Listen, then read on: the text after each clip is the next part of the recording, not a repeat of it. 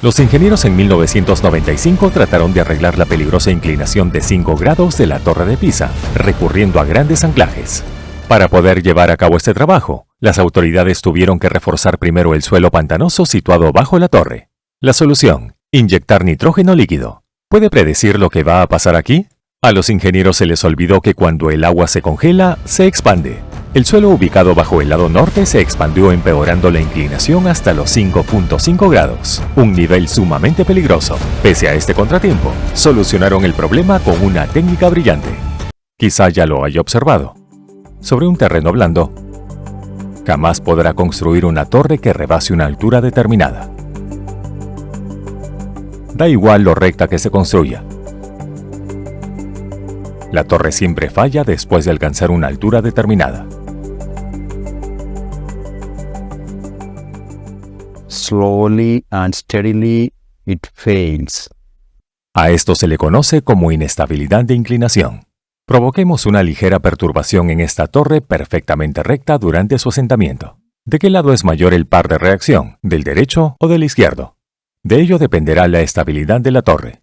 El lado derecho del suelo se comprimió más que el izquierdo y genera más fuerza de reacción. Este es el truco. El lado izquierdo de la fuerza de reacción tiene más distancia desde el centro de gravedad que el lado derecho. Esto quiere decir que predecir mayores valores de par de reacción es una cuestión delicada. A grandes alturas de la torre, el par de reacción del lado izquierdo es mayor que el del lado derecho y la torre falla. Esto fue justamente lo que le sucedió a la torre inclinada de Pisa. Se trata de un suelo fangoso que casi se comporta como un terreno blando. Con 56 metros de altura, la torre ya había sobrepasado la altura de inestabilidad de inclinación, y lenta y paulatinamente, la torre comenzó a inclinarse. Conforme avanzaba la inclinación, el par de reacción del lado izquierdo seguía dominando al par de reacción del lado derecho. En 1173 comenzó la construcción de la torre inclinada de Pisa con verdadero entusiasmo. Para ello, los ingenieros construyeron unos cimientos de 3 metros de profundidad, demasiado poco profundos para el suelo suelto y fangoso de Pisa.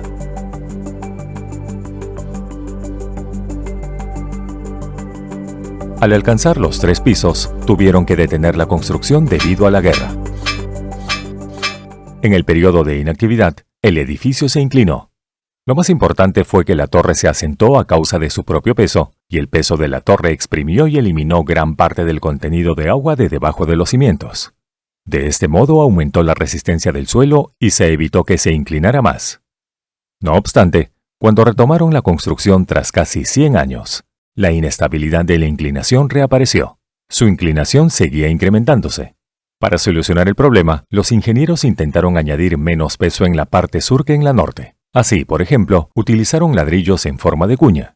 En pocas palabras, construyeron la torre vertical, no normal al piso anterior. Creyeron que esta técnica también proporcionaría una ilusión visual de que la torre no está inclinada. Por ello, la torre adoptó la forma de un plátano.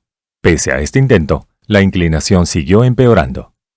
Al cabo de 6 años de construcción, cuando se terminaron 7 niveles, tuvieron que detener la construcción de nuevo debido a la guerra.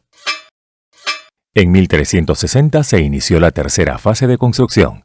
Fue entonces cuando se construyó la Cámara de las Campanas.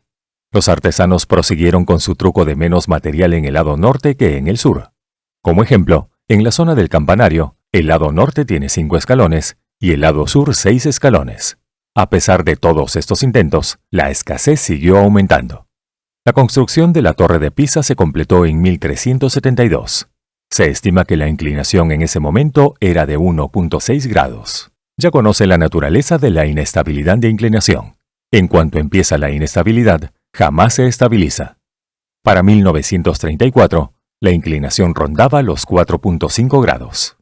Esta inclinación no le gustó al dictador de Italia, Benito Mussolini.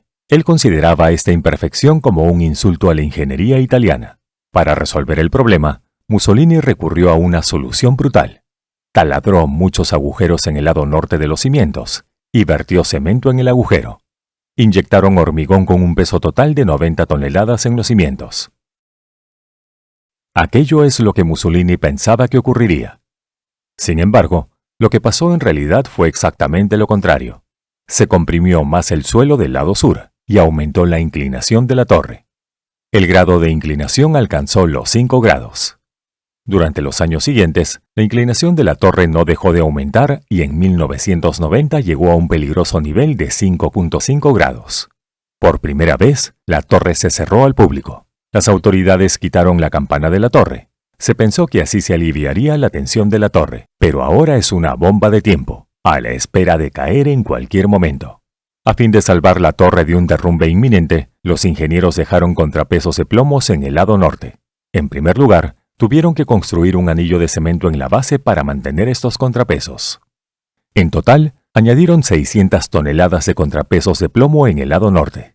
De este modo se consiguió disminuir la inclinación en 1/100 de grado. Era la primera vez que la torre se inclinaba en la dirección correcta. Hay que recordar que el método de los contrapesos de plomo era un método temporal, así que los ingenieros tuvieron que encontrar una solución permanente. Ya hemos visto su siguiente intento de estabilizar la torre, el método del nitrógeno líquido de 1995. Aquel método de enderezamiento constituía una solución muy elegante. Consistía en profundizar 40 metros y unir los cimientos de la torre con los estratos duros por medio de pernos de anclaje. Ajustar los pernos de anclaje y enderezar la torre parecía una solución perfecta para enderezar la torre. El suelo de Pisa es demasiado acuoso y suelto para este tipo de actividades de construcción. Un método probado de ingeniería de la construcción es reforzar el suelo inyectando nitrógeno líquido. A pesar de ello, el método del nitrógeno líquido resultó contraproducente en el suelo de Pisa. El suelo del lado norte se expandió y se inclinó en la dirección equivocada. Inmediatamente, las autoridades incorporaron otras 300 toneladas de lingotes de plomo para detener la caída. Tampoco pudieron probar el método del perno de anclaje. Tuvieron que abandonar esta idea en la primera fase del proyecto, la fase de refuerzo del suelo. En este momento, la inclinación de la torre ha alcanzado la zona de nivel peligroso. Según los cálculos de los ingenieros, un simple incremento de peso del 7% derrumbaría la torre. El factor de seguridad es de 1.07. Los ingenieros adoptaron las medidas con suma precaución. En aquel momento, casi todos los expertos admitían que el mejor método para enderezar la torre era la excavación subterránea. Parece un método muy sencillo en esta animación. Ahora bien, si la posición y el ángulo del taladro son incorrectos, la torre se inclinará en la dirección equivocada. Con el fin de perfeccionar el método de subexcavación, los ingenieros primero lo probaron en una zapata de cemento de 7 metros de diámetro que se construyó en un terreno parecido cerca de la Torre de Pisa. Sus primeros intentos no fueron fructíferos. Pero tras varias pruebas, lograron determinar el ángulo y la profundidad necesarios para la perforación. Los resultados son emocionantes. No obstante, por el momento los ingenieros no querían correr riesgos. En un principio, decidieron llevar a cabo una pequeña excavación subterránea en el propio emplazamiento, removiendo la tierra solo en 12 puntos. Por seguridad, incluso fijaron un par de tirantes de acero. Observe la manera en que conectaron estos cables masivos y los sujetaron con contrapesos. Ellos no penetran más de 1 metro por debajo de la fundación. Se trataba simplemente de probar su método en el emplazamiento real, no de enderezar la torre. Los resultados fueron esperanzadores. De febrero a junio de 1999, lograron enderezar la torre 0.1 grados. Después del éxito de la prueba, el comité optó por la excavación final. Se colocaron 41 taladros guía. Esta vez buscaron la penetración máxima de 2 metros. Durante este proceso se retiró un total de 38 metros cúbicos de tierra. Un 69% de la tierra pertenecía a la parte inferior de los cimientos. Se consiguió una inclinación constante de la torre hacia la dirección correcta. De haber querido los ingenieros, habrían podido hacer la torre perfectamente recta. Pero, ¿querría usted una torre de Pisa perfectamente recta? Con el fin de no matar el atractivo turístico de la torre, los ingenieros mantuvieron un grado de 3,5 grados. Al cabo de casi 10 años de renovaciones, la torre se abrió por fin a los turistas. De este modo, la torre inclinada de Pisa alcanzó el ángulo actual que vemos hoy. En el lado norte, el nivel freático era más alto que en el sur. Ciertos ingenieros opinaban que eso iba a causar dificultades en el futuro. Ya se sabe lo que puede ocurrir durante el invierno. Ya no había riesgos. Taladraron 3 pozos en el lado norte y drenaron el agua de los cimientos norte a los pozos. De esta forma garantizaron que las capas freáticas del norte y del sur fueran casi iguales. La subida a la torre inclinada de Pisa resultó toda una experiencia.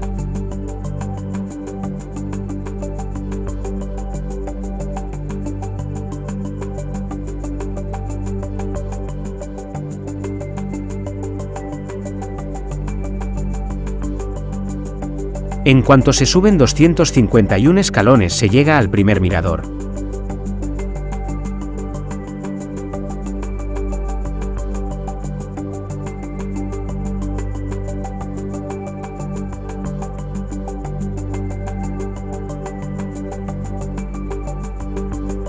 Así se llega a lo más alto de la torre.